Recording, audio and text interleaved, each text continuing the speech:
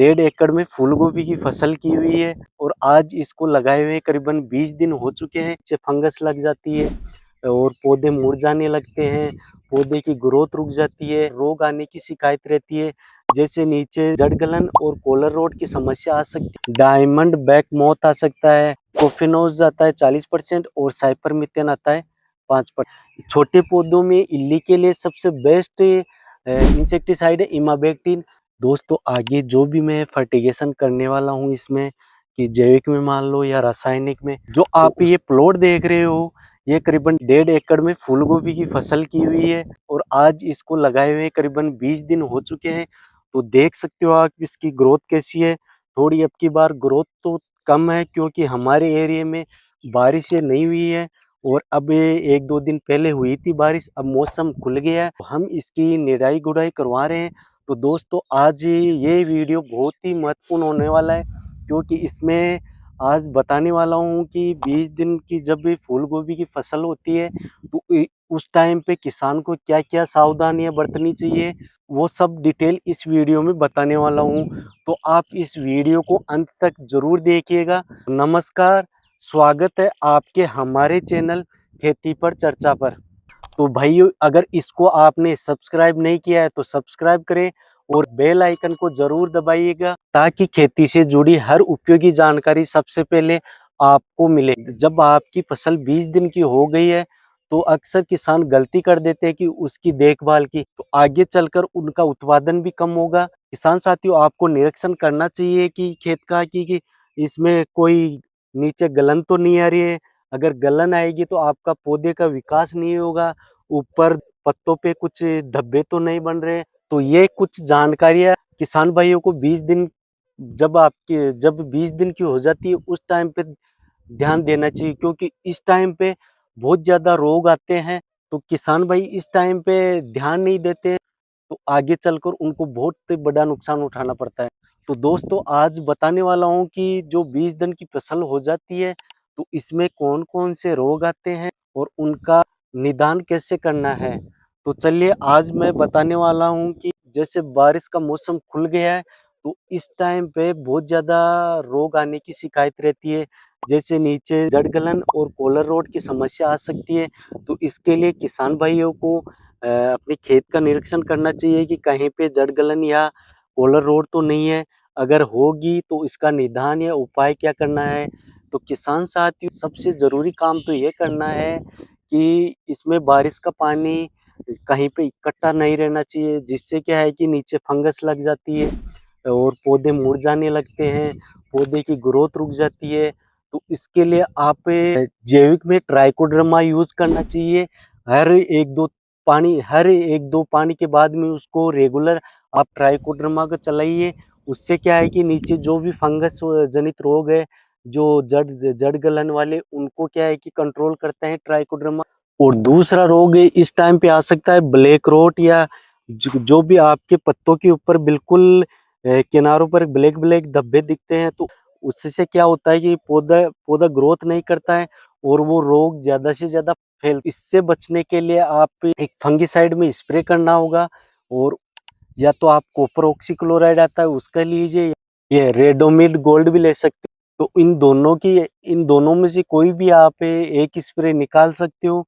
इसके लिए आप डोज लेना है 20 लीटर पानी में 25 ग्राम लेना है और उसके बाद में इसमें स्प्रे निकालना है। और स्प्रे में आप हमेशा स्टिगर जरूर मिलाइए, जैसे कि गोंद आता है ना, वो जरूर मिलाइए।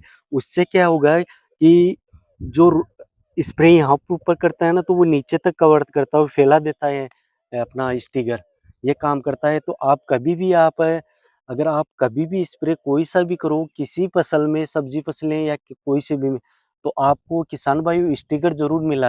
तीसरी डिजीज है अल्टरनेरिया लीफ स्पॉट। इसमें क्या होता है कि पत्तियों के ऊपर छोटे छोटे धब्बे दिखाई देते हैं।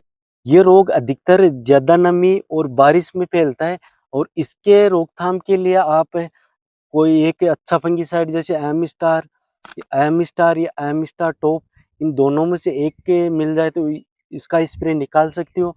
और आप डोज लेनी है 20 लीटर पानी में 25। हम बात करते हैं कि इस टाइम पे कौन कौन से कीट आ सकते हैं, जैसे डायमंड बैक मोथ आ सकता है और एफिड और पत्ते खाने वाली इल्ली।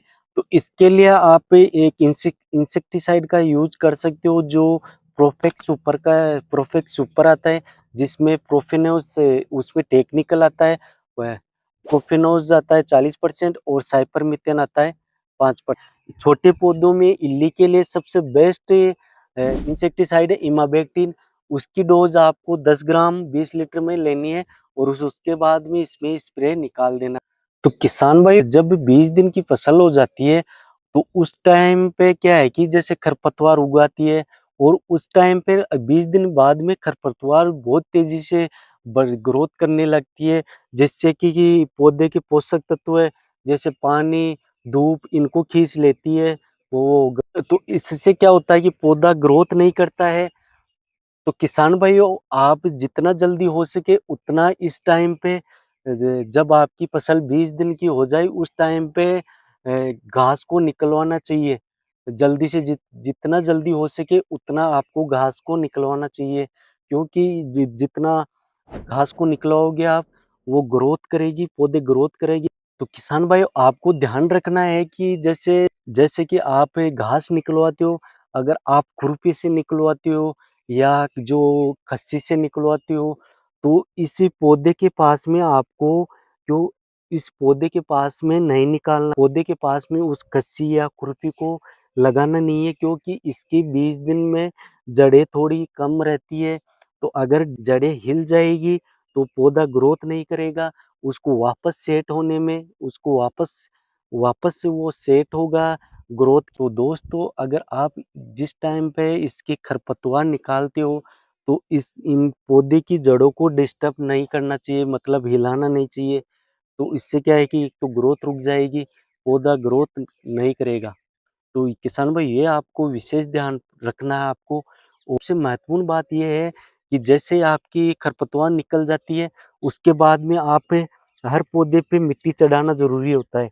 इससे क्या होगा कि पौधा जल्दी ग्रोथ करेगा, क्योंकि यहाँ से जैसे ही आप मिट्टी लगाओगे यहाँ से पौधे के दूसरी रूट्स डेवलप होती है और ज़्यादा रूट्स डेवलप होने से जल्दी ग्रोथ करेगा। जैसे ही हमारी इस फसल में खरपतवार हट जाएगी तो उसके बाद में हम इसमें मिट्टी चढ़वाएँगे, क्योंकि मिट्टी चढ़ाने से एक एक तो मिट्टी का मिश्रण हो जाता है और एक तो जो अपन बेसल डोज़ डालते हैं ना, उसका उनका वापस मिश्रण हो जाता है, वो पौधे के पास में आ जाती है। तो और जल्दी पौधे उससे क्या होगा कि जल्दी ग्रोथ करेगा। और इस टाइम पे पौधे को नाइट्रोजन की आवश्यकता है, तो किसान भाइयों आप इसमें प्रति एकड़ 40 से 50 केजी यूरिया देना चाहिए। बट आप उसको एक साथ नहीं देना है, मतलब एक पानी में आपने यूरिया दे दिया तो आप एक पानी फीका लगाइए उसके बाद में यूरिया चलाइए। किसान भाई इस टाइम पे क्या है कि पौधे को नाइट्रोजन की आवश्यकता होती है, तो नाइट्रोजन के लिए आप थोड़ा यूरिया चलाइए और उससे क्या होगा, यूरिया चलाने से पौधे में हरापन आएगा और नाइट्रोजन की पूर्ति होगी तो पौधा जल्दी ग्रोथ करेगा। दोस्तों आगे जो भी मैं फर्टिगेशन करने वाला हूँ इसमें, कि जैविक में मान लो या रासायनिक में, तो उसका अपडेट आपको ज़रूर दूंगा।